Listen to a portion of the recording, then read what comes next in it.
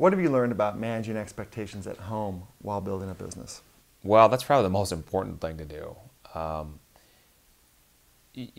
when I started this business, I was 24 and I wasn't married, no kids, no obligations really, right? I mean, if it fails, just go get a job, right? What's the downside?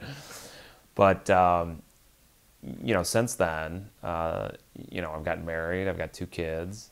Um, we need to clothe those children. We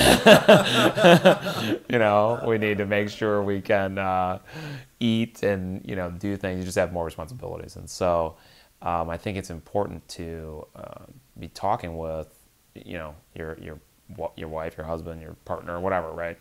About where you are with it, sort of financially, mentally, so that as you're going through it, they can support you. And again, whether that's financially or mentally, right? Most of the support is probably mental in most cases, because as every entrepreneur is going to have, crisis of confidence, right? Is my idea dumb? Is it, am I ever going to pull this off? This is so hard. You have that every other day.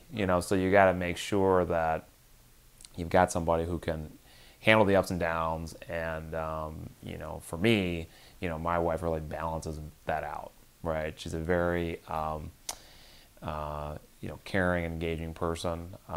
And she just helps to talk through things, right? So, but, and then from a financial perspective, we really had to say to ourselves, okay, we need to get to kind of this level of compensation. And then, we're sort of happy, right? If we get it above it and there's an exit or, big payout, great. But if it doesn't, we're comfortable with that level. And, I wasn't really sure how to do that when I started. It took a little, it took a few tries, but we got it right. And, I think, and so, now we have the expectations managed.